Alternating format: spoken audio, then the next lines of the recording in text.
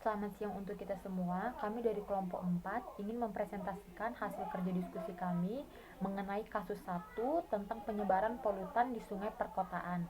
Sebelum itu, izinkan saya memperkenalkan nama-nama kelompok saya, yaitu Anselma Patriana Bouk, Salome Ratnasari Astika, Revaya Miranda, Marcela Octavia Boysala, Jendri Erlina Asbanu, Randy Arwadi Sira.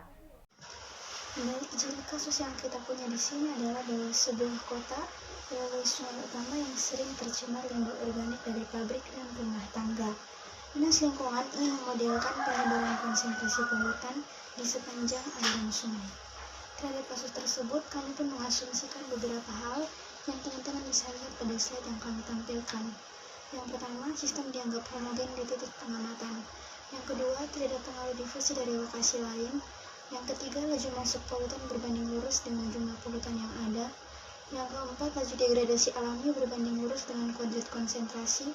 Yang kelima, parameter K dan M konstan terhadap waktu di mana K itu menyatakan laju masuk dan M itu menyatakan laju degradasi alami. Dan yang keenam, tidak ada sumber atau penyerapan eksternal lain. Singkatnya teman-teman, kami mengasumsikan bahwa aliran polutan itu hanya bergantung pada waktu dan bukan pada jarak. Tidak ada perpindahan signifikan dari hulu atau hilir selama waktu pengamatan. Artinya, sungai dianggap sebagai sistem tertutup di titik tersebut untuk jangka waktu yang pendek. Lalu, tidak ada perbedaan konsentrasi antara permukaan dan dasar sungai di titik tersebut. Terhadap asumsi-asumsi tersebut, kita pun punya sebuah persamaan diferensial elementer orde 1 dp/dt sama dengan kp kurang mp kuadrat, di mana K itu menyatakan laju masuk, M itu menyatakan laju degradasi alami, P menyatakan konsentrasi polutan, dan T menyatakan waktu. Berikutnya saya akan menjelaskan tentang slope field atau medan arah. Jadi teman-teman bisa lihat pada gambar yang kami tampilkan, semua solusi itu akan cenderung mendekati P sama dengan 5. Apa itu P sama dengan 5 ini? Jadi P sama dengan 5 ini merupakan titik equilibrium atau titik kesetimbangan. Ini adalah kondisi di mana konsentrasi polutan itu tidak berubah seiring waktu. Dengan menggunakan cara yang bisa dilihat, kita akan mendapatkan dua solusi. Solusi yang pertama, P sama dengan 0. Artinya tidak ada polutan, yang mana kondisi ini tidak stabil. Lalu yang kedua, P sama dengan K besar sama dengan K kecil per M. Ini adalah kondisi yang akan kita pakai sebagai titik kesetimbangannya. Semua solusi pada akhirnya akan menuju nilai ini atau kapasitas maksimum. Atau kalau kita kembalikan ke gambar tadi, di sini kami misalkan laju masuknya itu 1, laju degradasi alaminya itu 0,2, sehingga kita peroleh titik kesetimbangannya itu adalah 1 dibagi 0,2, yaitu 5. Baik, di sini saya akan menjelaskan tentang solusi dengan metode pemisahan variabel. dP per dt sama dengan Kp kurang Mp kuadrat, dP per dt sama dengan P dikali K kurang Mp kuadrat, dP per P dikali K kurang Mp kuadrat sama dengan dt. Gunakan pecahan parsial, kita uraikan bagian kiri. 1 per P kali K kurang MP sama dengan A per P ditambah B per K kurang MP. Kalikan kedua sisi dengan P kali K kurang MP. 1 sama dengan A kali K kurang MP ditambah BP, 1 sama dengan AK ditambah P dikali B dikurang MP. Kita dapat mencari nilai A dan B. Jika P sama dengan 0, maka 1 sama dengan AK, sehingga A sama dengan 1 per K. Jika K per M, maka 1 sama dengan B, K per M, sehingga B sama dengan M per K. Kita substitusikan kembali ke integral. Teman-teman bisa lihat, kita minta mensubstitusikannya. Integralkan kedua sisinya. 1 per K integral 1 per P dP ditambah M per K integral 1 per K kurang MP dP sama dengan integral dt. 1 per K ln mutlak P dikurang 1 per K ln mutlak K kurang MP sama dengan T tambah C. 1 per K ln mutlak P per K kurang MP sama dengan T tambah C ln P per K kurang MP sama dengan K kali T tambah C. P per K kurang MP sama dengan E pangkat KT tambah KC. P per K kurang MP sama dengan E pangkat KT E pangkat KC. P per K kurang MP sama dengan C1 E pangkat KT. P sama dengan C1 E pangkat KT dikali K kurang MP. P sama dengan C1 KE pangkat KT kurang MC1 E KT P tambah MC1 E KT. P sama dengan C1 KE pangkat KT. P kali 1 tambah MC1E pangkat KT sama dengan C1KE pangkat KT, P sama dengan C1KE pangkat KT per 1 tambah MC1E pangkat KT. Untuk menentukan konstanta C1 kita gunakan kondisi awal P0 sama dengan P0. Teman-teman bisa lihat sendiri, kita bisa membuatnya seperti yang di slide. Terus kita substitusikan kembali C1 sehingga solusinya menjadi PT sama dengan P0 per K kurang P0 M KE pangkat KT, P0 1 ditambah M per K kurang P0 M1E, PT sama dengan KP 0E pangkat KT per K tambah MP 0 kali E KT kurang 1. Baik, di sini saya akan menjelaskan tentang uji X atau perlu faktor integrasi. Bentuk umumnya mx, y dx tambah nx y dy sama dengan 0. Persamaan diferensial yang diketahui.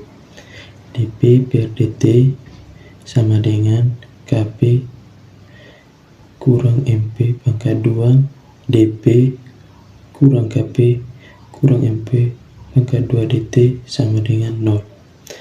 Sehingga m t, p sama dengan 1 dan mt, p sama dengan kp kurang mp pangkat 2. Hitung turunan parsial dan uji X1. Delta M per delta N sama dengan 0. Delta N per delta T sama dengan K kurang 2 MP. Karena delta M per delta P sama dengan delta N per delta T, maka persamaan tersebut tidak eksak sehingga perlu dicari faktor integrasi. Oke, baik, kita akan memasuki penyelesaian dengan persamaan Bernoulli. Dia punya bentuk umum dy dx ditambah px dikali y sama dengan q dikali x dikali y pangkat n. Persamaan diferensial itu dp per dt itu sama dengan kp per mp kuadrat. Nah, kita turunkan f sama dengan p dp per dt. Dari OD dp per dt sama dengan kp mp kuadrat. Jadi kita memperoleh persamaan linear orde 1 itu f tambah kf sama dengan m, faktor integrasi mu x sama dengan integral dari elemen n ke kt sama dengan e kt. Kalikan dengan persamaan linear yang didapatkan, v dikali e kt tambah kv sama dengan e kt sama dengan m dikali e kt. FEKT sama dengan MEKT. Integralkan kedua sisi terhadap T. Integral dari VE pangkat KT DT sama dengan integral ME KT DT. FEKT sama dengan M per K EKT tambah C. F sama dengan M per K tambah C EKT menggunakan kondisi awal PO. P0 itu sama dengan K per MP tambah CK. P0 sama dengan M tambah CK sama dengan K. C kali K kurang P. P0 sama dengan K. C sama dengan K kurang PM per P0. Jadi dia punya solusi akhir itu PT sama dengan K per K kurang P0 M per M tambah P0 K KE. PT sama dengan K P0E pangkat KT per K tambah MP P0 dikali E KT kurang 1. Di sini saya akan menjelaskan langkah-langkah penyelesaian metode iterasi Picard sampai iterasi kedua. Kita mulai dari definisi umum iterasi Picard. Fungsi Pn tambah 1 dari T diperoleh dari integral K kali Pn dari S kurang M kali Pn dari S kuadrat. Dengan nilai awal P0 dari T sama dengan P0. Di sini P0-nya itu adalah konstanta. Untuk iterasi pertama kita substitusikan P0 dari S sama dengan P0 ke rumus iterasi. Kita misalkan A sama dengan K kali P0 kurang M kali P0 yang merupakan konstan. Karena konstan terhadap P, maka hasil integrasi adalah P1 dari P integral P0 tambah kali P. Selanjutnya untuk iterasi kedua, kita substitusikan hasil iterasi pertama ke rumus 2 dari T sama dengan P0 tambah integral dari 0 hingga T K kali P1 dari S kurang M kali P1 dari S kuadrat ds, dengan P1 dari S sama dengan P0 tambah K kali P0 kurang M kali P0 kuadrat S. Kita kuadratkan P1 dari S untuk mendapatkan P1 dari S kuadrat. Lalu kita substitusi ke integran dan disederhanakan, lalu diintegrasikan dari 0 ke T. Hasilnya berupa suku-suku pangkat T seperti yang terlihat pada slide. Setelah hasil integrasi disubstitusikan kembali ke rumus, kita dapatkan bentuk akhir iterasi kedua. Inilah P2 dari T, hasil pendekatan kedua dari solusi persamaan diferensial populasi logistik. Setiap iterasi menghasilkan pendekatan yang semakin akurat terhadap solusi eksak. Demikian penjelasan saya tentang iterasi Picard sampai langkah kedua. Terima kasih. Oke baik, selanjutnya saya akan menjelaskan eksistensi keunikan untuk solusi P0 sama dengan PO. Jadi kita punya persamaan itu dP per dt sama dengan Fp sama dengan Kp kurang Mp kuadrat. Yang pertama kita akan memeriksa apakah fungsi Ft, P itu memenuhi syarat teorema eksistensi keunikan di sekitar titik 0, P. Jadi dia punya teorema itu menyatakan bahwa jika Fp dan do F per do P nya itu kontinu di sekitar titik T, P, maka terdapat solusi untuk persamaan diferensialnya itu dP per dt sama dengan Fp dengan kondisi awalnya itu Pt0 sama dengan P0 pada interval tertentu sekitar T0. Yang pertama kita mencari kontinuitas Fp. Jadi fungsi Fp sama dengan Kp kurang Mp kuadrat itu tuh dari persamaan diferensialnya itu tadi adalah dia itu adalah fungsi polinomial terhadap P dan dia itu tidak tergantung pada T. Oleh karena itu Fp itu kontinu untuk semua nilai T dan P. Yang pertama kontinuitas do F per do P. Nah untuk mencari kontinuitas do F per do P itu kita akan mencari turunannya. Jadi turunan parsial dari do F per do P itu sama dengan do per do P Kp kurang Mp kuadrat sama dengan K kurang 2Mp.